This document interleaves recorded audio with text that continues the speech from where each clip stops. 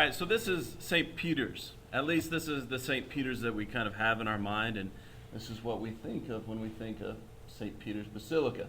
But in actuality, this is really St. Peter's the First. This is the building that Constantine had constructed, the first basilica. A basilica is kind of an interesting word. It comes to us from the Greek notion, not really the church idea of what a basilica is. And we'll get into that a little bit later, but just kind of enough to think that this is from the time of Constantine. So we're talking about construction happening in around 325, and it lasting all the way up almost to the 1500s when it started to fall into disrepair. And they built the second St. Peter's, about the year construction from about 1500 to about 1620. Now, this here is Nero's circus. So Nero, being around the time of, thinking of the persecution of Peter and the first persecution of the Christians in Rome. So we're talking around 60 to 70 AD. Nero created this circus. Now, a circus was a wonderful place. You would have a lot of activities out there. You'd have chariot races, so you needed to have a big, large area to have the chariot races. They would have gladiatorial fights out here. But the real important thing is that all these things that had to do with blood, death, etc., had to take place outside of the limits of Rome. They had very important zoning issues. And so they placed it outside of Rome on the Vatican Hill. And so what he did is he did it across the river on the Vatican Hill so it could be separate. Now what Nero also did was he was very smart, and he knew of the importance of the ancestor reverence that the Romans had, where they had to go and visit their dead at least once a month, but oftentimes much more frequently. So he combined the two, the practice of reverencing the dead, with the love for sports.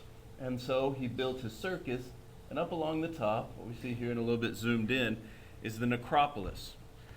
Necropolis comes from two Greek words, necro and polis. Polis meaning city, and necros meaning dead. So city of the dead. So they built these mausoleums all along here, and they were really at a premium.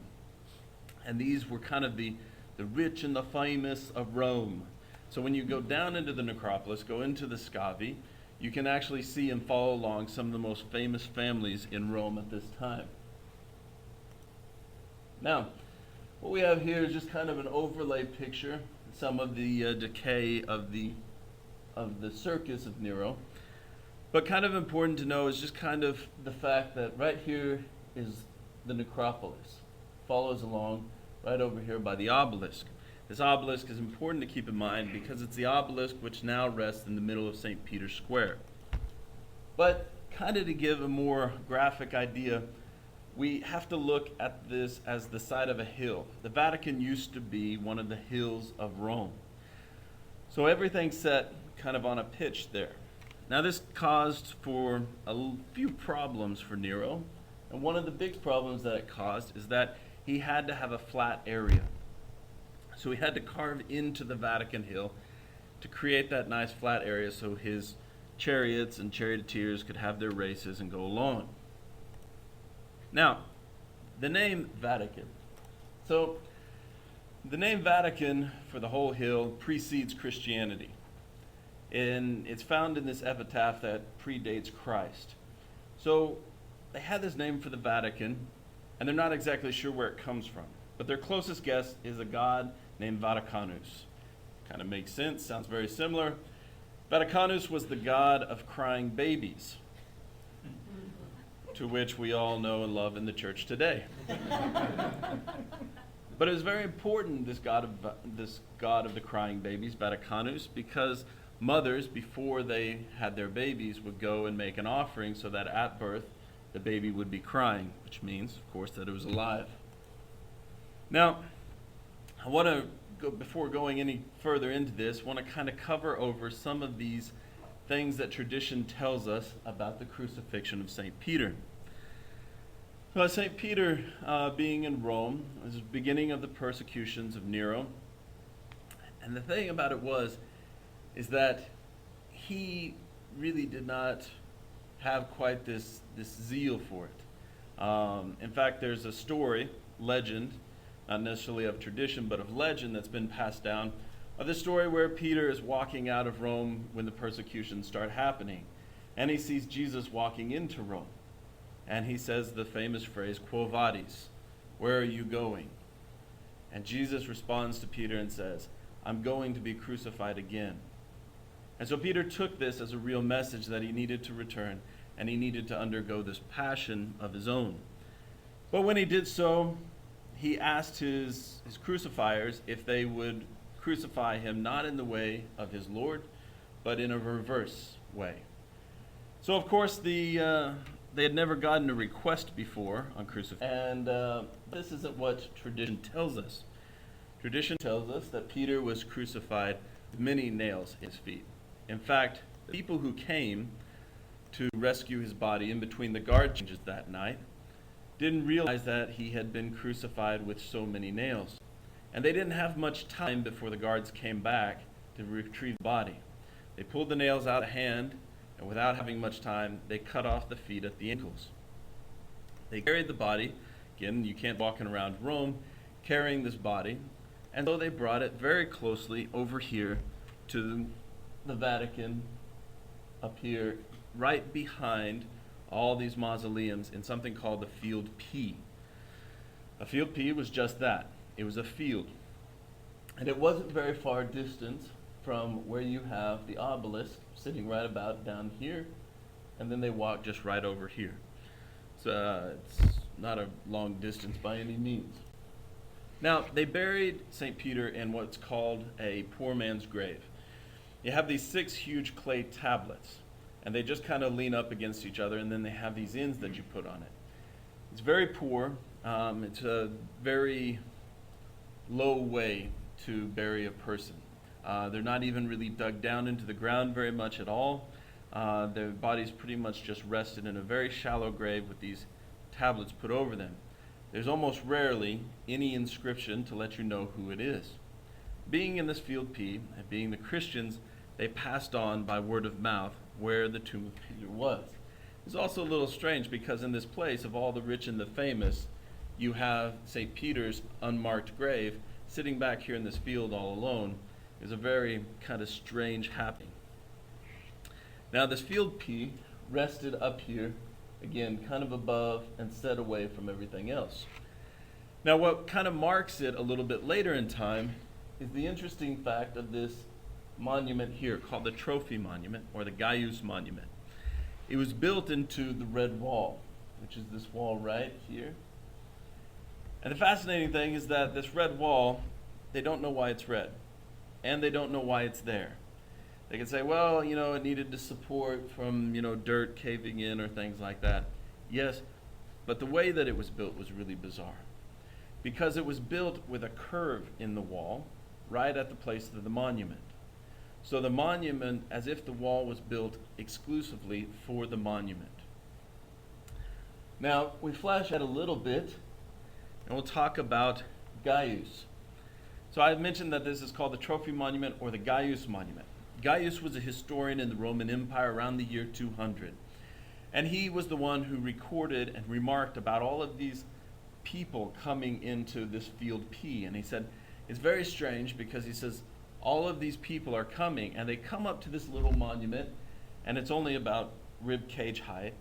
And they just say some prayers and they move on. But there's all of these people constantly coming in. And he says, and it's really bizarre because again, it's in this red wall. We don't know what this red wall is. And it's been curved out here. So he just basically remarked on it and didn't say much else about it.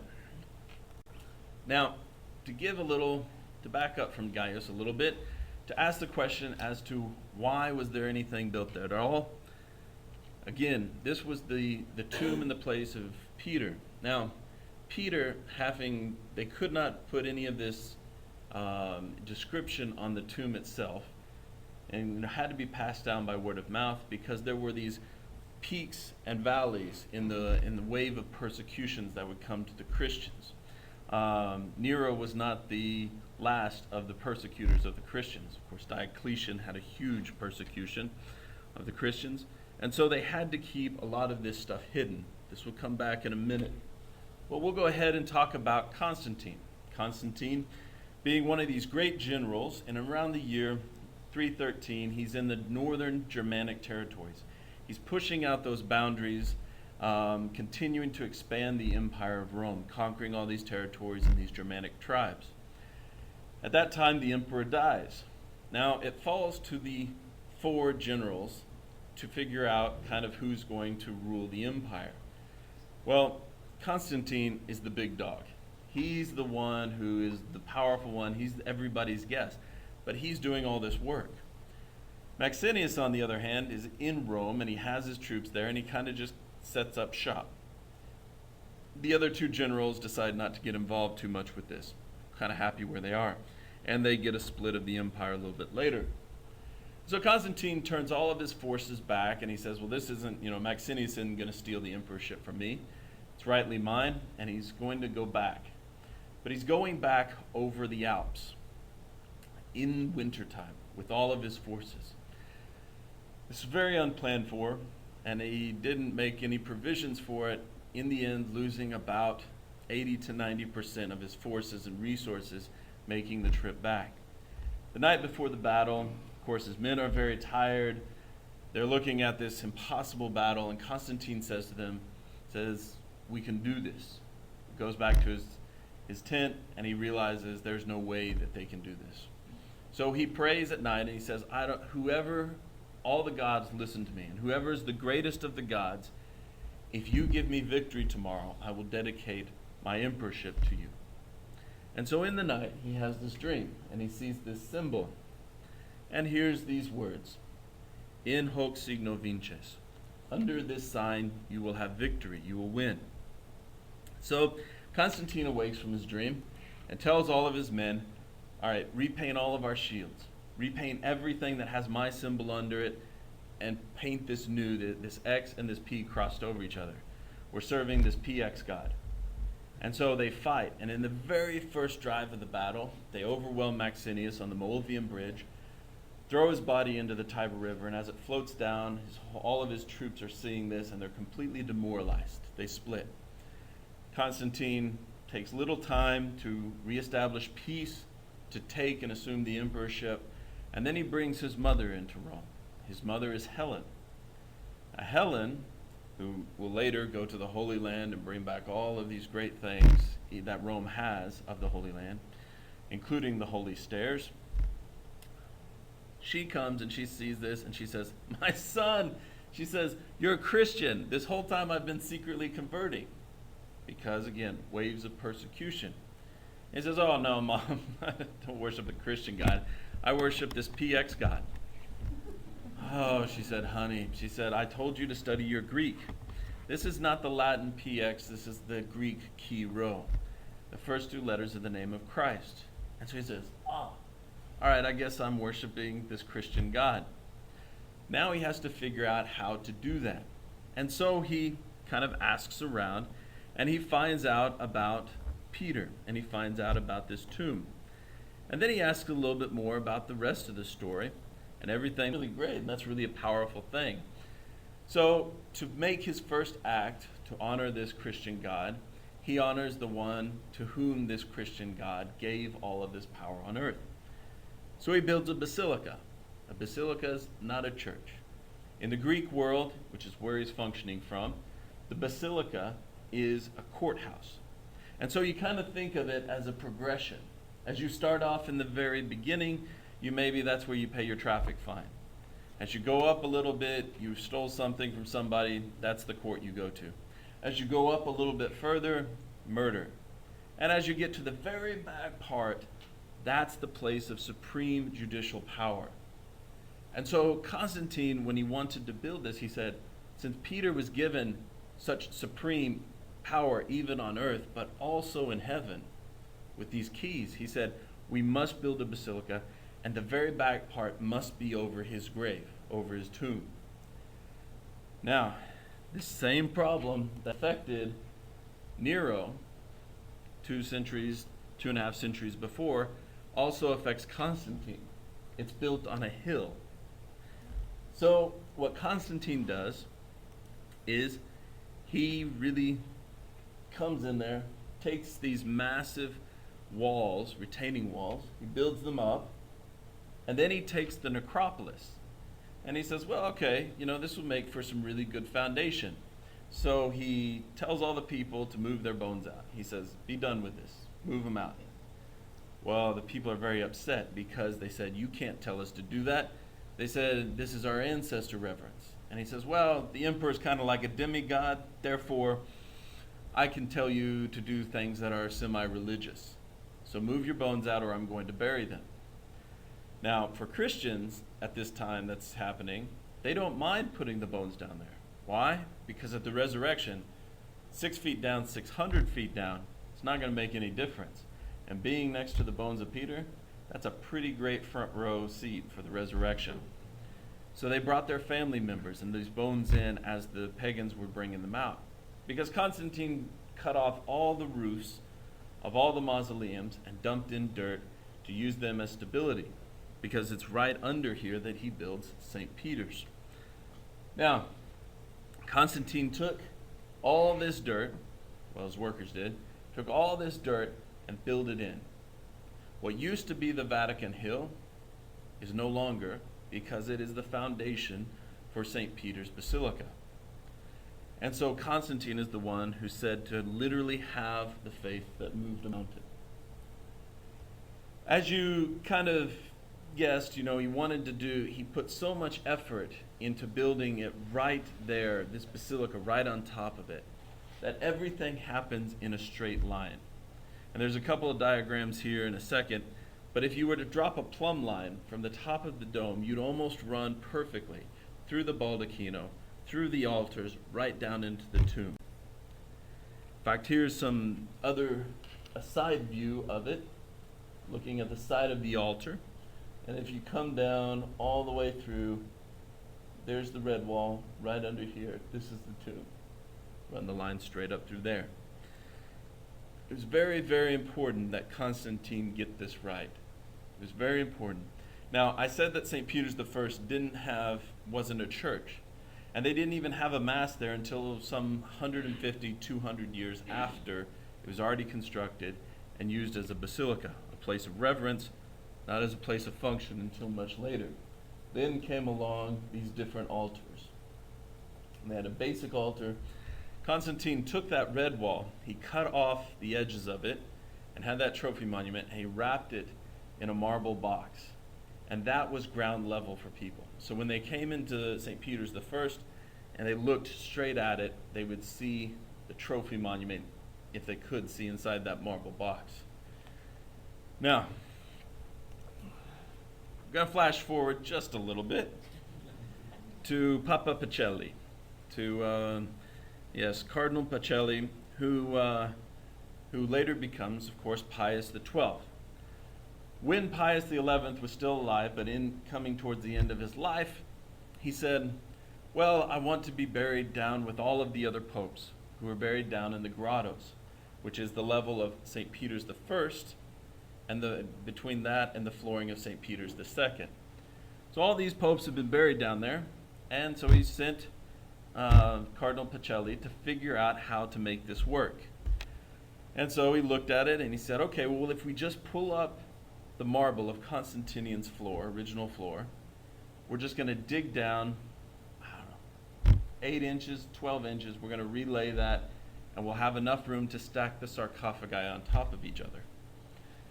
Great idea, because, mind you, the Romans were so upset at Constantine that in the history they wrote that he had just destroyed the necropolis.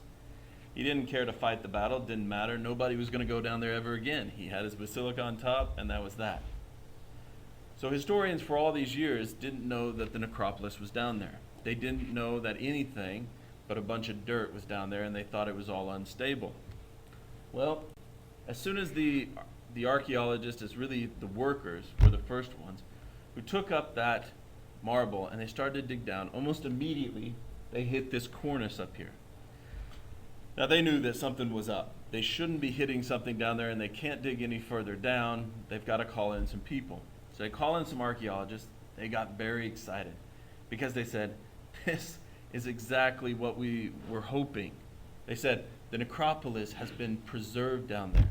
And they said, Cardinal Pacelli, we have to be able to go down there. We're talking about the cusp of him becoming Pope right now. And so he says, okay, but there's 3 conditions. They said, anything. They said, well, I just want you archaeologists to work on it, nobody else. And he said, oh, all right, we'll take all the credit. So he said the second condition is that you can only work with basic tools. No kind of power tools, nothing like that. I want you to do it with just, the old-fashioned tools. You want us to do it old school? Okay, we'll do it old school. And he said the third condition is you will only work at night. At this point, the archaeologists were a little confused. Why would we only work at night? Well, this being 1938 going into 1939, we have a certain person going around Europe looking for things of antiquity to bring him power. And so, just like in the movie, Hitler was going about and had this fascination with things of antiquity.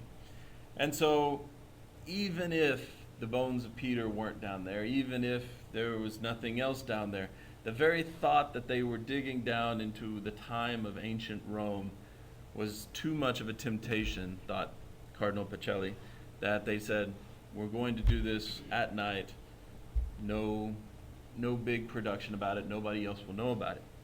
And so for the next 10 years, the archaeologists went down there and they cleared out these hallways.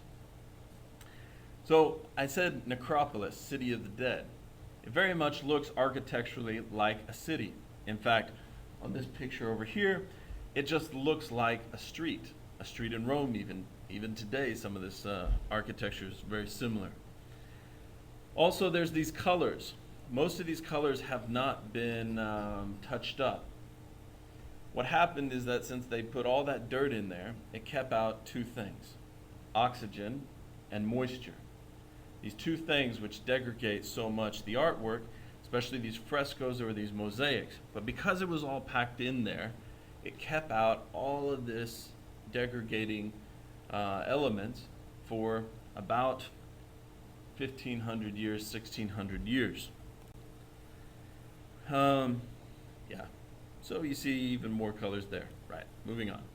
So this is the Egyptian mausoleum. The Egyptian mausoleum is kind of that first stop into the Scavi tour.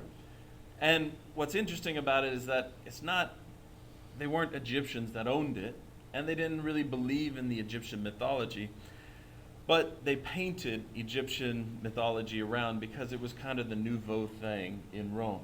So again, the rich and the famous of Rome, there's a lot of keeping up with the Joneses down there. So they did it by their mosaics. And this is Horus. Horus is the good god of the dead in Egyptian mythology. Anubis is the one you'd rather not see.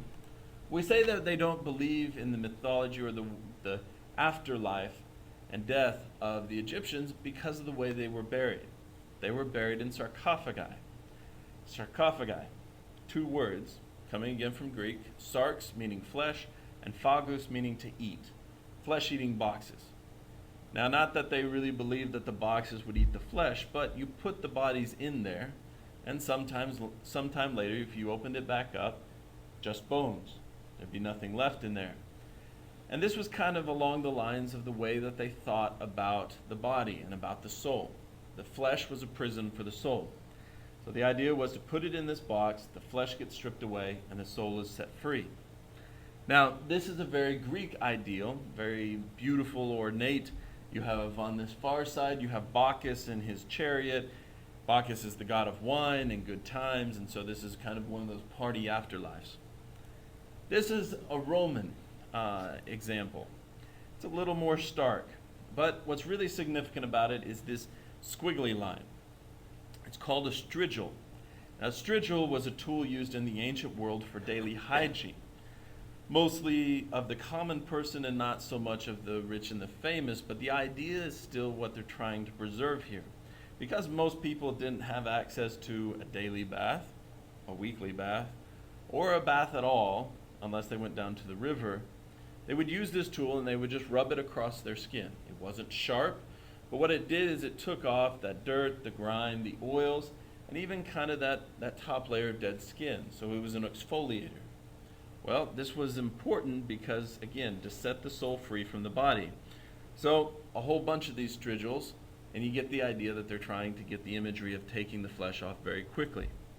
Now, why it's important for the tour is because this is one of the first examples on the tour of a Christian burial. Over here on the side, they have a little area down here, an internment there, where the body's been interred into the soil, and just a clay tablet put over the top with the word on the underside of just deposito. Just like our word in English for deposit means you're coming back for it. And so this was one of the first examples of Christian burial and the first ideals of how do you describe a Christian burial. It's a depositing of the body to return for it. Now, this is the Catani family. Catani were a bunch of bricklayers. And so they made a lot of money off of a lot of the brickwork, especially down there in the Necropolis. But they have our second example of a Christian burial. Here we have dormit in pace, rest in peace, sleep in peace. So already we have here some more of these developments of how the Christians in Rome were describing death and how they were describing burials of Christians amongst pagans. Now we come to the great Valeri tomb. The Valeries were a very powerful senatorial family and had it for generations. And they had a very beautiful mausoleum here. They put a lot of their money into a lot of things, extravagancies. But one of the things they did were these plaster statues. Now, I was sitting there and I felt so awkward giving this tour because I was like, plaster, yeah, blah, blah, blah, cheapest stuff on earth. And I had a materials expert who said, actually, in this time period in the Roman Empire, plaster was a new technology. It was a new medium that they were using, and it was very kind of fickle. They hadn't got it all worked out yet. So he said, actually, this would be more expensive to make than to having marble ones chiseled out. And so here they have, again, a great show of wealth, and they made these statues. Problem is, when the archaeologists took down that dirt that was protecting them from oxygen and moisture for 1,500 years, 1,600 years, they were incredibly dry and sucked up a whole bunch of moisture all at once. In the center, we have here an Apollo statue. An Apollo, great god of the mythology, and so of course a very highly one to be praised, but it completely crumbled and shattered. Something else that was affected by the moisture, and thankfully they got a picture of it very quickly, is graffiti. Now, why is graffiti so important? Well, because of what it says. Here we have a picture right next to the leg, done in charcoal, of Jesus and Peter. You all can see that, right? Jesus and Peter. Should be regular. Let me blow it up. So here we have Jesus, so obvious. He's got the phoenix for a haircut, and he's got the name out beside him. Then we have Peter, right? You guys can see that, right? Peter looks just like him. Thankfully, the artist wrote the names out beside it for us. But he also wrote out this prayer. And what this prayer says is, Peter, pray for those holy men, those holy Christian men buried near you. Now this gave pause for the archaeologists. One, at the time that this dirt was coming in, Peter's bones are still down here. They're making this prayer still to Peter being down here. Excellent. And I was giving this and I said, what I was told in my class on this, they said, yes, charcoal won't last a year out in regular conditions unless it's protected, for this graffiti. And I had this art student say, oh, no, you're incorrect. And I thought, oh no, I'm going to mess it up. I think it's probably like 10 years or something. And she says, you're lucky if you can get 6 months, even 5 months out of it if it's unprotected in regular humidity. So the great thing about this is that it means they can date very accurately based on the degradation of it after they took down the dirt. If it lasts for 4 months after that, it means it was done within the first couple of months before the dirt was put in there. And they really believe that it happened when the dirt was put in there immediately. Now, pray for those holy men buried near you. It's asking for prayers, intercessions of a saint, and for the dead. This is very important because they believe that this was not written by some great theologian. He didn't come down there and scribble in graffiti on the wall. But rather it was either one of the workers who having their fire right there, took a piece of the charcoal from the fire and scribbled it in, or it was some of these Christians who were bringing down the bones. In either case, it's not a high theological ideal, but a very present one, talking around the middle part of the 300s. Not some high theological ideal, not something that was formulated by the church and not really believed by people. So when people say, oh, well, this whole purgatory thing is made up, well, the common person seemed to believe it in the middle of the 300s. Now, moving on, one of my favorite parts is the Julie tomb. The Julie tomb has really, really fascinating artwork. It's also in really, really bad condition. This is all faded as compared to all of the others, which is not faded. Problem with that is that Constantine did not cut off the ceiling of this tomb. This is the only tomb he did not do that to. It begs some questions. Now, we look at this artwork and we believe it to be Christian artwork and hidden Christian artwork, which is also the belief as to one of the reasons why Constantine did not cut off that ceiling, but left it intact and preserved because it was a Christian mausoleum. We'll go through and explain how. Right here we have this great scene of a fisherman, and he's throwing out the line and there's two fish out there. Yeah, sure, it could be just an average, imagery from mythology, something like that. But the interesting thing is that you have one fish swimming towards the line and one fish swimming away from the line. This was used in the early church to represent free will, that the animals don't have this ability to overcome their impulses by reason, so that both fish should be swimming towards the line if they were just animals. But the fact that one is swimming away and one is swimming towards shows a choice, free will. In addition, we have the imagery of the fisher. Well, Jesus Christ says to Peter, "Come with me, I will make you a fisher of men," a fisher of those who have free will. Moving on, the next image, we have two men on the boat here, and we have a sea monster eating a third guy. All right, this might not be very clear. Let me see if I can get the next one. Here we have the Christo Helios, or the Apollo Christ, this image here of an Apollo. But there's some problems with this being an Apollo, at least strictly speaking. So, of course, we see the chariot, we think Apollo. We see the fact that he's riding across the sky, the golden sky, Apollo. But the problems come into the fact when you look a little closer at it. We have here the rays coming out of the head. Problem number one, they're coming out in a cross shape. Never in art has Apollo ever been described in this way, has ever been seen in this way. He's always been represented with omnidirectional rays, kind of like the Statue of Liberty, never in a cruciform shape. Second problem that we have, he's holding an orb. All right, big whoop, he's holding the orb. But the orb in the ancient world did not mean the world, because they didn't have the concept of the world being round, but that it was perfection, or the completion, the totality, meaning all of creation. Apollo was a great god. He wasn't the greatest of the gods. He would have never held in his hand all of creation. It wasn't his to hold.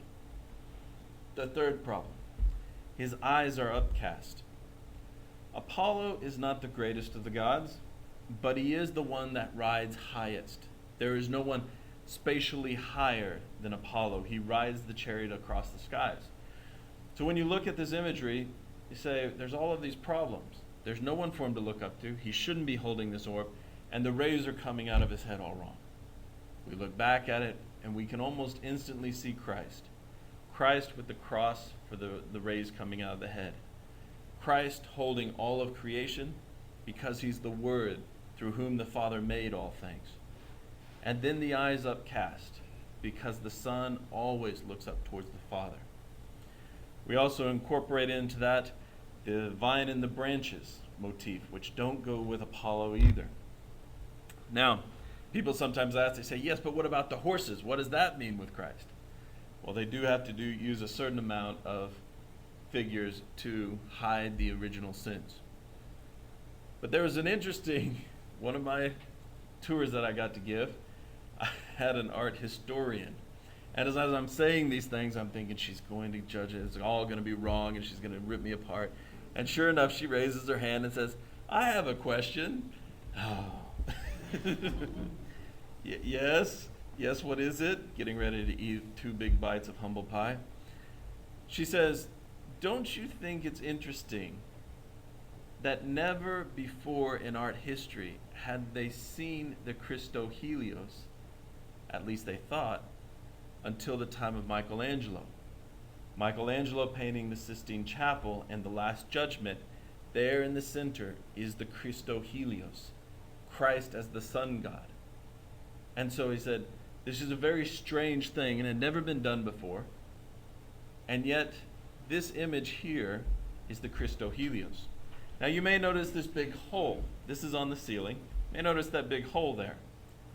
That big hole is because when they were building the second St. Peter's, some workers fell in the hole. And before they let this worker out, they gave him a light and had him look to see what was around and had him sketch what he saw. Now, when the sketch got put into the archives, they didn't know where it came from. Nobody had really told them that the guy had fallen down into this hole. So they just kind of filtered this drawing around and just kind of put it somewhere into the archives. Of course, they found it years later, in more recent times, now knowing where it came from. But she asked, wouldn't it be interesting to consider the fact that maybe these workers we're talking about really fascinated me? So back to this field P, back to Peter, because all along we've been moving down St. Peter's. We've been moving from kind of the doorways all the way down towards the baldacchino, underneath, of course, St. Peter's the First. So we're finally getting to the point of getting very close to this field P, getting close to this trophy monument. And here's kind of an overlay. If you go into the Necropolis, you go along all this way, and we've been kind of getting there, and then we're going to this field P. Again, field P, this is the old St. Peter's, right over here in the main spot, that central point of power. Then we have the bigger St. Peter's. You create that cross through here, down the middle, lines up. Get all this important thing of having this building upon building. So of course this is St. Peter's II from the inside. We've been moving along, and we get down to now what's the confessio area. Right by the main altar, there's a little kind of hole you look down into. And you look into right here, and there's a mosaic of Christ. I believe it's Christ the teacher. And that mosaic has been put directly onto the red wall. So downstairs, that's the level of St. Peter's I. You're looking straight at it as if you were a pilgrim at the same time as all those people who came to St. Peter's I, time of Constantine. Yeah, we've covered that. All right. So in the tour, and when the archaeologists were getting there, they knew where they were. They're underneath the baldacchino. They're underneath that main altar. They're even underneath that trophy monument. At this point, they said, Holy Father, at this time, Pius XII, they said, we need to take down one of these walls to get into the tomb of Peter. The Pope said, no. I'm, one, not risking your life. Two, I'm not risking that extremely priceless baldacchino of Bernini's, which cannot be replaced. And we're not going to crush down into the middle of the tomb of Peter, losing it forever. So they decided to do something very crazy. And they decided to tunnel under one of these walls. Now, this would mean they're coming up into the bottom of the tomb of Peter. Problem with that is gravity is always working against an archaeologist. So one of these pillars from the trophy monument, these two white columns, one of them fell down and shattered back there in 1,000 pieces, not even attempted to put it back together. They've just left it there. Another danger is these tunnels could collapse upon them, a real threat to them. But they tunneled up and got into the tomb of Peter. In fact, they took all the guides down there. It's really treacherous. Hopefully someday they can get it better done so that everyone can see it. But you get down in there and you can look up into the tomb of Peter. And by that, you can look up into those 6 clay tablets that are still stuck in the dirt, and you can see from the bottom up. They took the bones that they found in there, and they took them to Pius XII, and they said, "Holy Father, we have found the bones of Peter." And he said, "That's great. Let's have them tested." So they took them to Dr. Carenti, who is an expert in testing bones and dating them and finding out all about them. He took them for months. And he came back and he said, "Holy Father, you don't have one set of bones, you have 3 sets of bones." Okay, well, this is a little unexpected. But Dr. Carenti explained this isn't problematic because one of the customs in the ancient world was to bury families together. Now, from the gospel, we know that Peter had a mother-in-law. Stands to reason he had a wife. And if he had a wife, chances are he had children. And so I said, okay, well, this isn't so problematic. So he had a wife and a kid. Well, see, here's the problem. He said, the bones, at least the set of bones that's old enough to be Peter's, are female bones. Okay, so they're his wife. What about the other 2 sets? They're both male bones, but they're far too young to be the bones. They're most likely his sons. So it was kind of a heavy moment because the archaeologists had done everything. They had followed tradition to the T, and they said, this is where the bones of Peter should be. There's no other place they could be. And so they were very heavy-hearted. But Pius XII really saw the silver lining here. He said, we did everything we could. And he said, what we have found is nothing short of miraculous. We have found the tomb of Peter. The tomb of Peter, which has been told to us by tradition to be right here, to be right in this place. And we found it exactly as tradition told us. He was very happy with this, and on December 25th, 1950, Pius XII declared, these are the bones of Peter. Or this is the tomb of Peter. But that we didn't find the bones. Now, in the tour, this is the point where I would tell everyone, very sadly, there's a few more things that we have to finish up with the tour, and we'll get you on your way. And of course, they're all expecting to see the bones of Peter, so they're very distraught. So we get upstairs, and I explain a little bit more, because we're on the level now of the first St. Peter's, what's the grottos today. And I talk about how a few years later, after this, about 10 years later, there's a Dr. Margherita Guarducci. She's an epigraphist, and she's doing some work studying all the scribblings and writings of the ancient world. And her favorite thing, being a good Roman scholar, she is, and herself being Roman, is graffiti. And so she's looking, and there's this graffiti wall, and it's really fascinating. It's got all this stuff on it. And she's written 3 huge volumes, very, very fascinating stuff about the cryptology of it, because they had to write in these symbols to keep it from persecution. And she came upon this one piece that was missing. And she said, asked one of the workers, she said, this is really strange. She said, I'm so perplexed. She said, it doesn't look like it's been missing for hundreds of years. She said, it looks like it's recent. And he says, oh yes, he said, this piece you're looking for. He said, it belongs, or one of the archaeologists took it.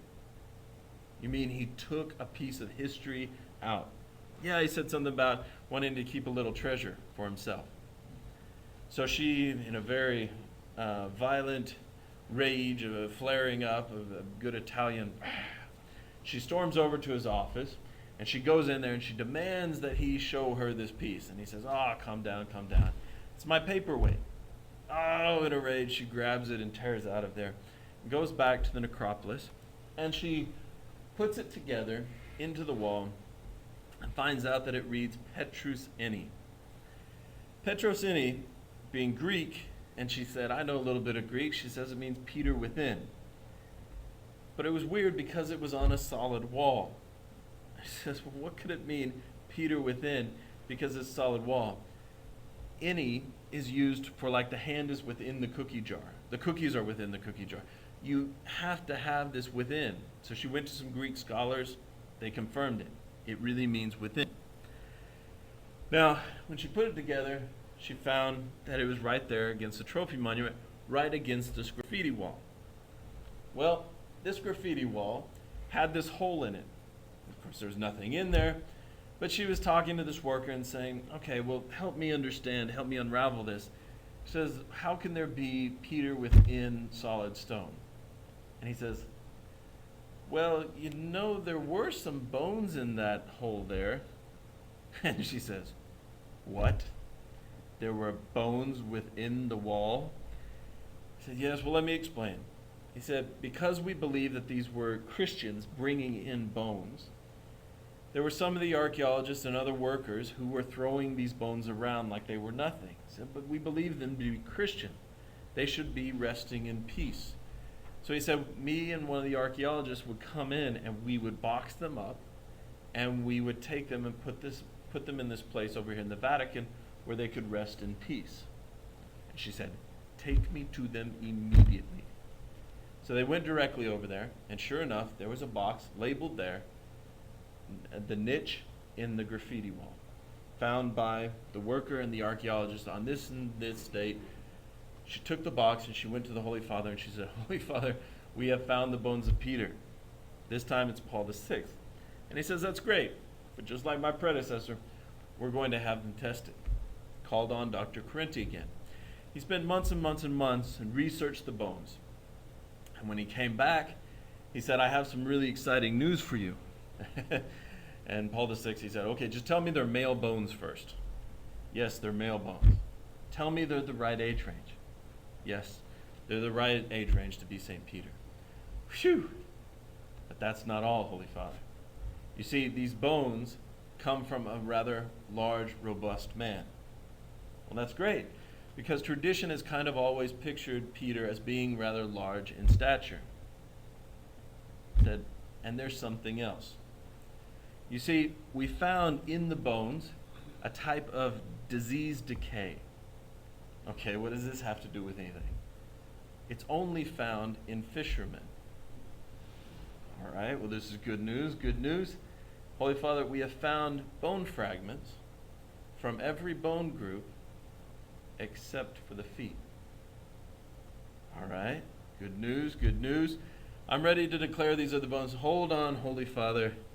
There's something else you should know. Here's a picture of all the bone fragments, large collection. We also found fragments of fabrics mixed in. Okay, well, what importance is this?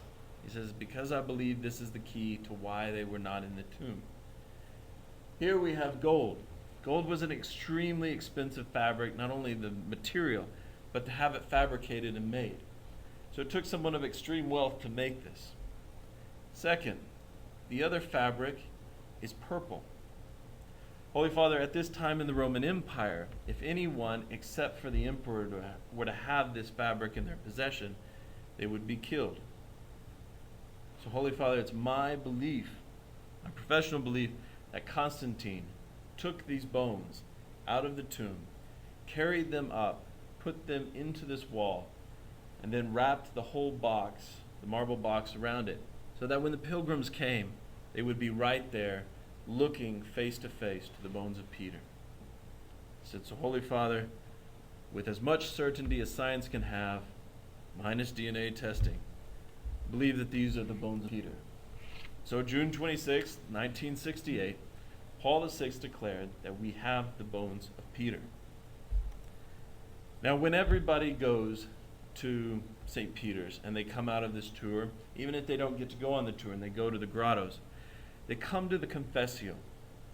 The Confessio is a really powerful place, not just because the bones of Peter have been replaced there and that anyone who goes there looks upon that monument when they see that image of Christ, but because they join all of these pilgrims who have been coming since the very beginning, since as soon as Peter was crucified and laid in that tomb, pilgrims have been coming.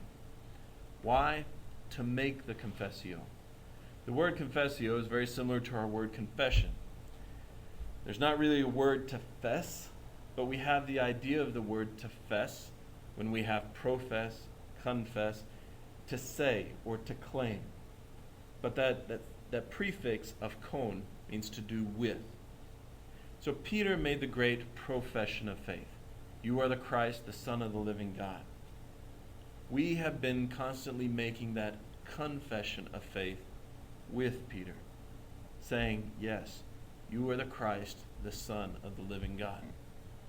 And so when you go to Rome, you make this incredible pilgrimage, joining with almost 2,000 years of pilgrims going to make that great act of faith. Thank you.